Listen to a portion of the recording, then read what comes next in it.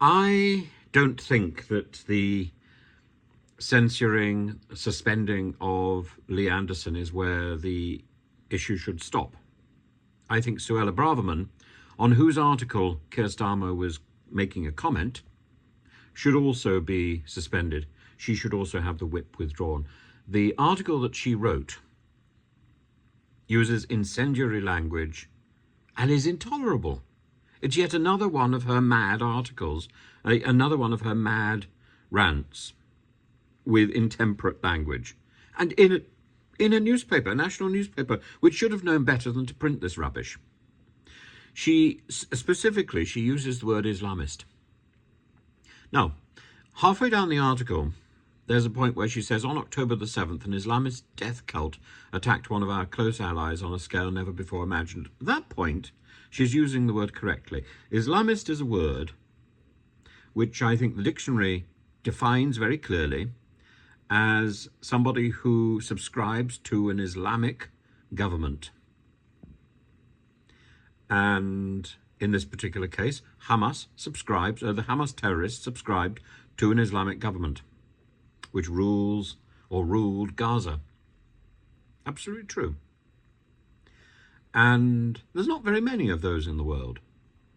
But to use the word loosely, the Islamist cranks and left-wing extremists then took control of the streets. The police looked meekly on. That's not true. They harassed teachers through the courts. Our human rights and equalities laws were used against us. They threatened to kill an MP. He decided justifiably to leave public life. A respected peer, Lord Austin, spoke out against terrorism and Islamism. Islamism. It's the same thing. Look, there are perfectly good words to describe people who are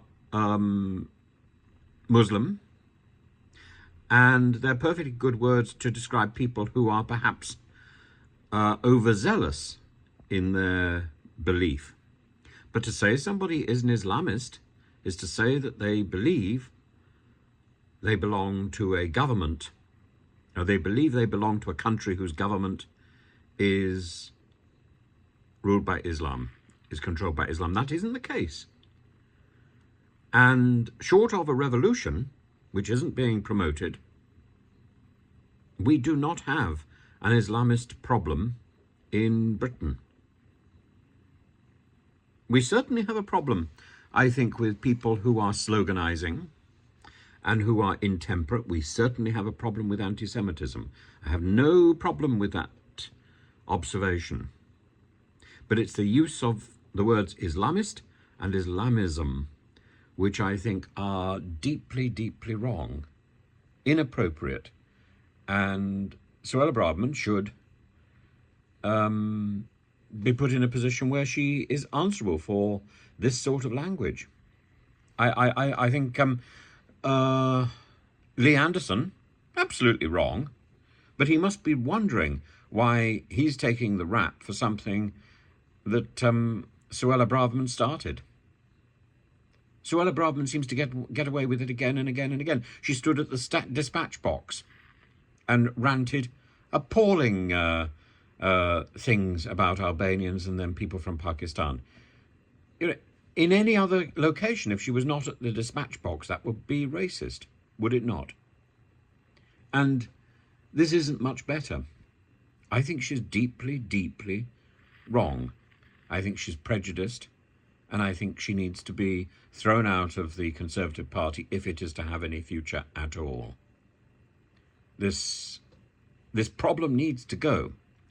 And if that means that the whips throw out so many of the Conservative Party that there's no majority, fine, we go into a general election, but at least we go into a general election with a political resolution and with a little bit more honesty than we're dealing with at the moment. At the moment, Rishi Sunak and the Conservative Party are limping forward in a state of nonsensical lemmingness. And the Labour Party needs to sort out its problems with anti-Semitism, Because there is a difference between disliking Netanyahu and being anti-Semitic. And if you can't see that difference, then again, politics is not the place for those people who cannot see that distinction. Politics is the art of being able to express oneself fairly clearly. It's not the art of being consistent. Politicians don't have to be consistent. They just have to be clear. And politics is about changing people's minds. So of course politicians don't need to be consistent. I don't understand why people think politicians need to be consistent. I think all politicians should be saluted for changing their minds. That's what they're paid to do. They're paid to listen to other people and to make a decision. They're paid to change their minds. And I wish some of them would start doing so.